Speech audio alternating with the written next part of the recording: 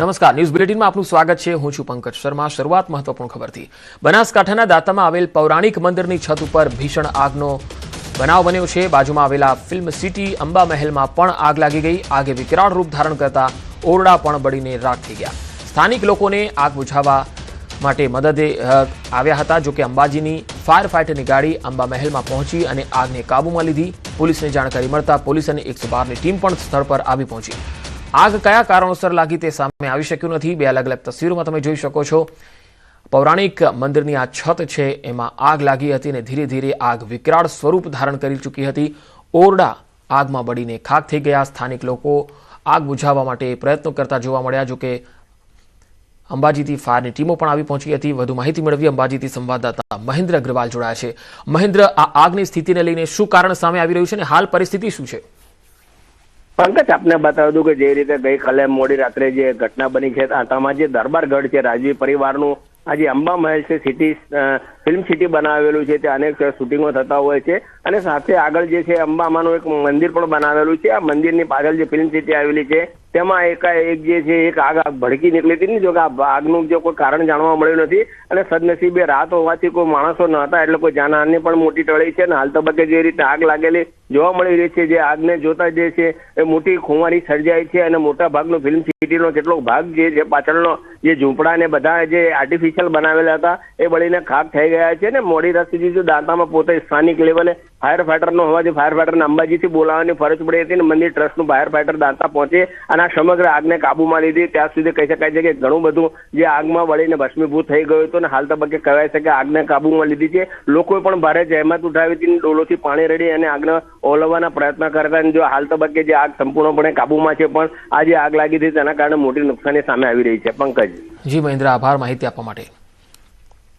અમદાવાદના ધોળકાના ભેટાવાડા ગામ નજીક આગનો બનાવ બન્યો। અહીંયા મોડી રાત્રે ફાર્માના ગોડાઉનમાં ભીષણ આગ લાગી હતી। તસવીરોમાં તમે જોઈ શકો છો। આગના ધુમાડાના ગોટે ગોટા દૂર દૂર સુધી જોવા મળ્યા।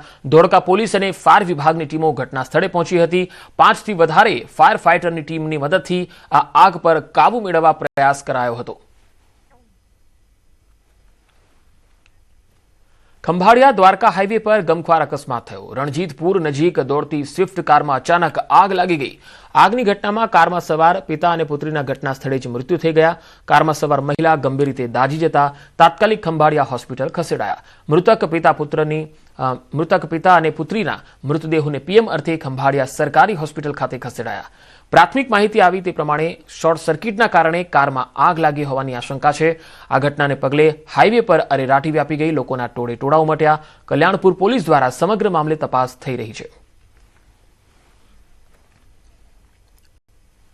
ડાંગ જિલ્લાના પૂર્વ પટ્ટી વિસ્તારના જંગલમાં આગનો બનાવ બન્યો। અહીંયા ઉત્તર ડાંગ વન વિભાગના ચિંચલી માદલબારીના જંગલમાં ભીષણ આગ લાગી। તસવીરોમાં તમે જોઈ શકો છો। અહીંયા સ્થાનિકોએ વન વિભાગના અધિકારીઓને જાણ કરી હતી। જંગલમાં આગ લાગી અને ઘણા વૃક્ષોને પણ નુકસાન થયું।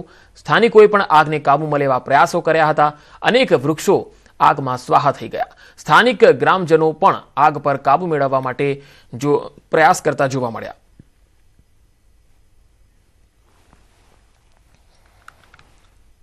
અને હવે વાત 5 જ દિવસમાં મળેલા બીજા ઝટકાની।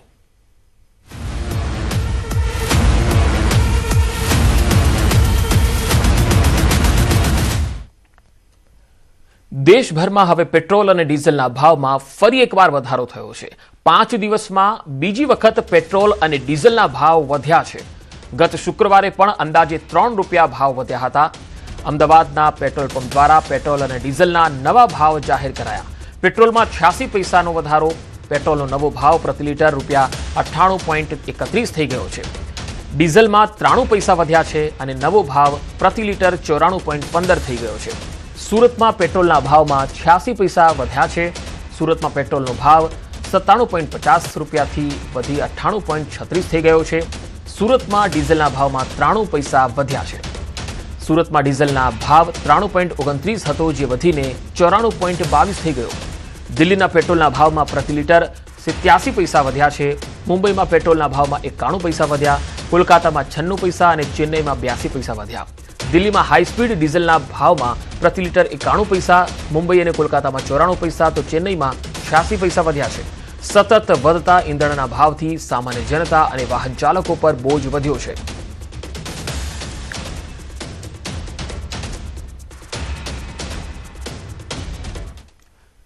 તો વધુ માહિતી મેળવીએ સંવાદદાતા દીપિકા કુમાર અમદાવાદથી મારી સાથે જોડાયા છે. દીપિકા, 5 દિવસમાં પેટ્રોલ ડીઝલમાં ફરી એકવાર વધારો થયો છે. લોકોની કેવી પ્રતિક્રિયા આવી રહી છે?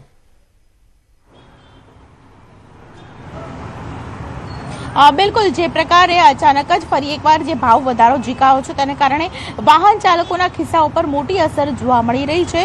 અત્યારે આપ જોઈ રહ્યા છો વાહન ચાલકો કે જેઓ પેટ્રોલ પુરાવા સવારથી આવ્યા હોય, જેમને ખબર પણ ન હોય કે બીજી વાર ખાસ કરીને ભાવ વધારો થયો છે. લોકો પાસેથી પણ પ્રતિક્રિયા જાણવાનો પ્રયત્ન કરીશું, કારણ કે જે પ્રકારે ભાવ વધારો થયો છે, આ ભાવ વધારાની અસર તેઓ કેવી રીતે અનુભવી રહ્યા છે. ભાઈ, શું નામ છે તમારું ને રોજનું કેટલું ટ્રાવેલિંગ કરો છો? મારું નામ યશ છે અને હું રોજ ડેલી બેસિસ ઉપર મારે નિકોલ સુધી હું ટ્રાવેલિંગ કરું છું. અહીંથી ક્યાંથી કરો છો? નિકોલ સુધી. નિકોલથી. અચ્છા, તો નિકોલથી આટલું દૂર છે, કેવી રીતે તમે ટ્રાવેલિંગ કરો છો? કેટલા કિલોમીટરને કારણે આ પરિસ્થિતિ સર્જાય છે? પેટ્રોલ અને ડીઝલના ભાવ વધી રહ્યા છે, તમારા બજેટ ઉપર કેવી અસર? બસ તો મેડમ સાચું કહું ને તો બહુ જ પેટ્રોલનો એક તો નિકોલ સુધી આઈ થિંક 18 કિલોમીટર જેવું થાય છે. મારે રોજનું 200 રૂપિયાનું પેટ્રોલ મારે જોઈ જાય છે, ઓછામાં ઓછું ડેલી આવવા જવાનું. રોજનું ગણીને રોજનું ડેલી તમારે બે દિવસો તમારે પુરાવું જ પડે. 150 થી 200 રૂપિયાનું ઓછામાં ઓછું તમારે પુરાવું જ પડે પેટ્રોલ. કોમ્યુટ જે સિસ્ટમ છે, કનેક્ટિવિટી ઓછી છે, એટલા માટે આ પ્રકારે તમારે પોતાનું વ્હીકલ લઈને આવવું પડી રહ્યું છે, કારણ કે પ્રધાનમંત્રીએ અપીલ કરી છે કે ટ્રાન્સપોર્ટેશનનો ઉપયોગ વધારે કરો. યસ, બટ એમાં થાય છે એવું મેડમ કે ટાઈમિંગ એટલે કંપનીનો ઓફિસર ટાઈમ પ્રમાણે અમારે પહોંચવું પડે. તો લાઈક પછી BRTS ને એ બધું જગ્યાએ બેસવાનું કરી અને નિકોલ સુધી પહોંચવું 18 કિલોમીટર દૂર છે, તો એટલું પછી એમ થાય છે કે વ્હીકલ જ યુઝ કરવું બેટર રહેશે.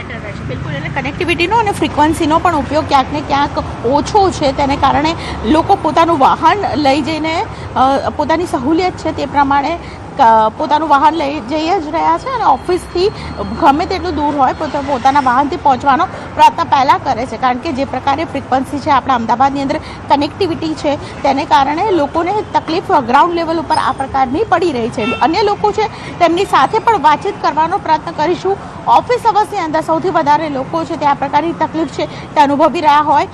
ભાઈ, શું નામ છે તમારું ને પેટ્રોલ ડીઝલના જે ભાવ ફરી એકવાર વધ્યા છે, આપની પ્રતિક્રિયા શું છે? કારણ કે બજેટ પર મોટી અસર ખરી. सॉरी, બજેટ ઉપર તમારી મોટી અસર તમને લાગી રહ્યું છે કે પેટ્રોલ ડીઝલના જે પ્રકારે ભાવ વધ્યા છે, બજેટ ઉપર અસર જોવા મળી રહી છે? क्या बोल रहे તમારા हैं? બજેટ ઉપર नहीं ऐसा कुछ नहीं है अभी तो. અત્યારે કશું એવું છે નહીં, પણ હવે જોઈ જશે. हाँ, બિલકુલ. ઉપયોગ કર્યો ટ્રાન્સપોર્ટેશનનો, BRTS, AMTS? नहीं ऑफिस बाजू में ही है, घर के बाजू में. हाँ. પ્રોબ્લેમ નહીં હોય. નહીં. બિલકુલ. જે પ્રકારે લોકોના અલગ અલગ પ્રતિક્રિયા આવી રહ્યા છે, કેટલાક લોકોને જે દૂરથી આવતા હોય તે લોકોના બજેટ ઉપર મોટી અસર જોવા મળી રહી છે. આ પ્રકારની પરિસ્થિતિ વચ્ચે ખાસ કરીને વાહન ચાલકોના ખિસ્સા ઉપર સૌથી વધારે અસર જોવા મળી રહી છે. પંકજ. જી દીપિકા, આપ મારી સાથે જોડાયેલા રહેશો. તો લોકોની મિશ્ર પ્રતિક્રિયાઓ આવી રહી છે. સુરત જઈશું, સંવાદદાતા કીર્તિશ પટેલ મારી સાથે જોડાયા છે.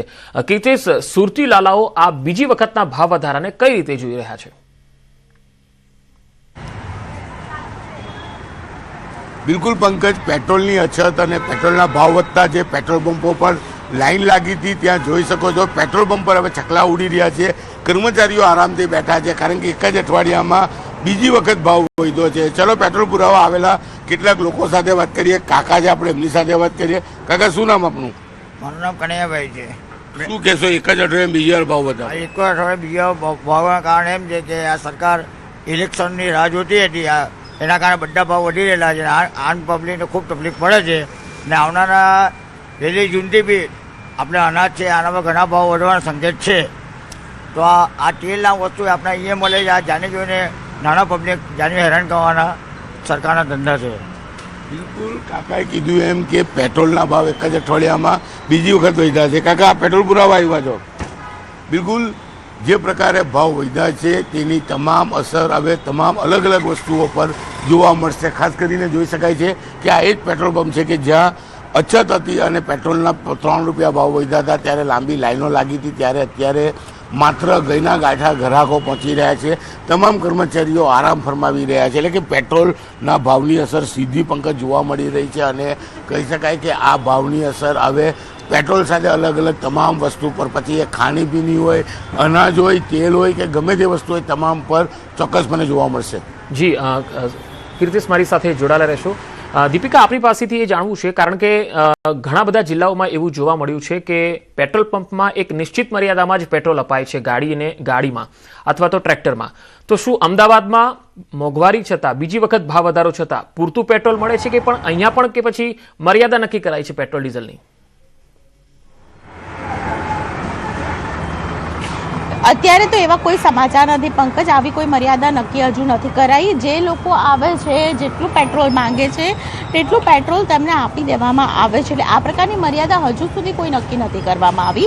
અમદાવાદ શહેરની જો વાત કરવામાં આવે તો કેટલીક જગ્યાએ ગઈકાલે એવું હતું કે પેટ્રોલ પહોંચ્યું જ નહોતું, એટલે અમુક પેટ્રોલ પંપ ઉપર માત્ર ડીઝલ મળતું હતું, પેટ્રોલ નહોતું મળતું ને ગણ્યા ગાંઠા પેટ્રોલ પંપ હતા. એટલે એવું પેનિક સિચ્યુએશનની પણ જરૂર નથી, પરંતુ હાલ પૂરતી એવી કોઈ મર્યાદા નક્કી નથી કરવામાં આવી. પણ જો આ મર્યાદા નક્કી કરવામાં આવે તો લોકોને મોટી અસર જોવા ચોક્કસથી મળશે ને ફરી એકવાર રિવ્યૂઝ લેવાના લોકોનો પ્રયત્ન કરીશું.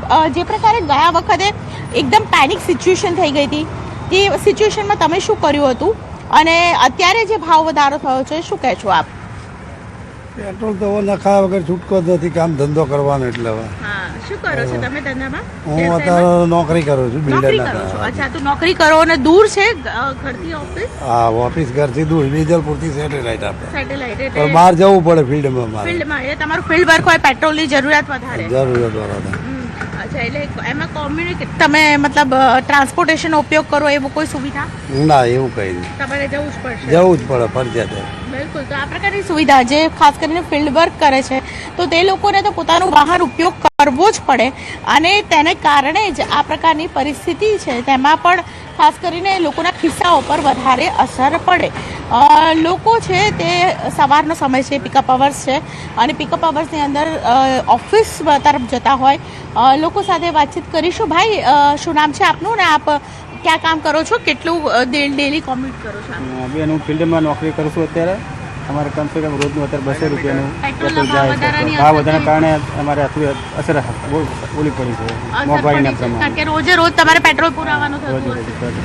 બિલકુલ. તો સૌથી વધારે અસર ફિલ્ડ વર્કર્સને પડેલી છે અને તેને કારણે સૌથી વધારે અસર ગ્રાઉન્ડ લેવલ પર પંકજ જોવા મળે છે. આપણે જે સવાલ કર્યો કે મર્યાદા હજુ સુધી નક્કી નથી કરવામાં આવી કે કોને કેટલું પેટ્રોલ આપવું, પરંતુ હા, આ પ્રકારની પરિસ્થિતિ છે તેને લઈને લોકોમાં પણ અવેરનેસ છે, કારણ કે જે લોકો આવી રહ્યા છે તેમણે પોતાની ટેન્ક છે તે ફૂલ કરાવતા હોય તેવું જોવા મળી રહ્યું છે. એક સમય એવો હતો કે લોકો 50નું પેટ્રોલ પુરાવે, 100નું પેટ્રોલ પુરાવે, 150નું પેટ્રોલ પુરાવે, પરંતુ હવે મોટા ભાગે લોકો પોતાની ટેન્ક છે તે. જી દીપિકા, આભાર માહિતી આપવા માટે. કીર્તેશ, આપનો પણ આભાર. આ તરફ રાજકોટ જઈએ તો અહીંયા ખાદ્ય તેલના ભાવ વધી રહ્યા છે. સિંગ તેલના ભાવમાં 50 રૂપિયાનો વધારો થયો છે. સિંગ તેલના ડબ્બાના ભાવ 2765 પહોંચી ગયા છે. કપાસિયા તેલના ભાવમાં 20 રૂપિયાનો વધારો થયો છે. કપાસિયા તેલ 2620 રૂપિયાએ પહોંચી ગયો છે. ગત વર્ષની સરખામણીએ આ વર્ષે ડબ્બાના ભાવમાં 600 રૂપિયા વધ્યા છે. વધુ માહિતી મેળવીએ. રાજકોટથી સંવાદદાતા અંકિત પોપટ જોડાયા છે. અંકિત, તેલિયા રાજાઓ ભાવ વધારા પાછળ કારણ શું આપી રહ્યા છે? ચોક્કસથી પંકજ, વાત કરવામાં તો યુદ્ધ પહેલાની જ સ્થિતિમાં સૌરાષ્ટ્રની જે તેલ લોબી છે તેમને સિંગ તેલ છે તે ગત વર્ષની સાપેક્ષે ડબ્બે 600 રૂપિયા મોંઘું કરી દીધું છે, અને ત્યારબાદ તાજેતરમાં જ ભાવમાં આંશિક છે તે ઘટાડો નોંધાયો હતો. પરંતુ 2 દિવસથી ફરી તેલના ભાવમાં છે તે વધારો જોવા મળી રહ્યો છે. ખાસ કરીને સિંગ તેલની વાત કરવામાં આવે તો સિંગ તેલના ડબ્બામાં 2 દિવસમાં 50 રૂપિયાનો વધારો કરી દેવામાં આવતા હાલ જે ડબ્બાનો ભાવ છે તે 2765 પર પહોંચ્યો છે. તો બીજી તરફ વાત કરવામાં તો કપાસિયા તેલની અંદર પણ ડબ્બે ₹20નો વધારો કરતા હાલ ડબ્બો છે તે 2620 ઉપર પહોંચી ચુક્યો છે. ઉલ્લેખનીય છે કે ચાલુ જ વર્ષે ડબ્બાનો ભાવ છે તે 3000 આસપાસ ટ્રેડ કરી રહ્યો હતો. જોકે ત્યારબાદ તેમાં સતત ભાવ ઘટાડો જોવા મળતા લોકોએ રાહતનો શ્વાસ લીધો હતો. જોકે ફરી એક વખત તેલિયા રાજાઓએ કૃત્રિમ તેજી છે તે સિંગ તેલની અંદર વધારી છે, કપાસિયા તેલની અંદર વધારી છે. આયાત કરતા જે તેલ છે તેની અંદર તો સતત વધારો જોવા મળી રહ્યો છે. જી અંકિત, આભાર માહિતી આપવા માટે. સુરતના પાંડેસરા વિસ્તારમાં હિટ એન્ડ રનની ઘટના સામે આવી. અજાણ્યા વાહનની ટક્કરે 13 વર્ષના કિશોર સંજીતનું કરુણ મૃત્યુ થયું છે. બહાર રમી રહેલા સંજીતને વાહનની જોરદાર ટક્કર વાગતા ગંભીર ઈજા પહોંચી અને ઘટના સ્થળે જ મોત નીપજ્યું. સંજીત મૂળ બિહારના અને હાલ પાંડેસરામાં રહેતા ચંદુ શાહનો પુત્ર હતો. 4 બહેનો વચ્ચે એકના એક ભાઈના મોતથી પરિવાર પર આભ ફાટ્યું છે. આ ઘટનાથી સમગ્ર વિસ્તારમાં અરેરાટી સાથે શોકનો માહોલ છે. પાંડેસરા પોલીસે આ મામલે ગુનો નોંધી આગળની કાર્યવાહી હાથ ધરી છે. નોર્વે દ્વારા પીએમ મોદીને સન્માનિત કરાયા છે. નોર્વેનું સર્વોચ્ચ સન્માન આપી સન્માનિત કરાયા. Grand cross of the royal Norwegian order of merit PM મોદીને એનાયત આપ્યું છે. ગ્રાન્ડ ક્રોસ આ પ્રતિષ્ઠિત સન્માનની સૌથી સર્વોચ્ચ શ્રેણી છે. પીએમ મોદીને આ 32મું વૈશ્વિક સન્માન મળ્યું છે. ત્યારે આ પુરસ્કાર ભારત માટે પણ ગૌરવની ક્ષણ છે. પીએમ મોદી નોર્વેના પ્રવાસે છે. ઓસ્લો એરપોર્ટ પર નોર્વેના પીએમ જોનાસ ગેહર સ્ટોરે પીએમ મોદીનું સ્વાગત કર્યું. બંને નેતાઓ વચ્ચેની આ મુલાકાત ખૂબ જ મહત્વપૂર્ણ રહી. પીએમ મોદીના આ પ્રવાસથી ભારત અને નોર્વે વચ્ચેના દ્વિપક્ષીય સંબંધો વધુ મજબૂત થશે. તો પીએમ મોદીને ગ્રાન્ડ ક્રોસ એવોર્ડ એનાયત કરવામાં આવ્યો છે, જે નોર્વેનો સૌથી સર્વોચ્ચ શ્રેણીનો એવોર્ડ કહેવાય છે, સન્માન કહેવાય છે. પીએમ મોદીને આ 32મું આંતરરાષ્ટ્રીય નાગરિક સર્વોચ્ચ સન્માન મળ્યું છે. ભારત અને નોર્વેના સંબંધો વધારે મજબૂત થશે પીએમની આ મુલાકાતથી. સમાચારોનો પ્રવાહ લગાતાર જારી રહેશે. હાલ રોકાઈશું એક વિરામ માટે.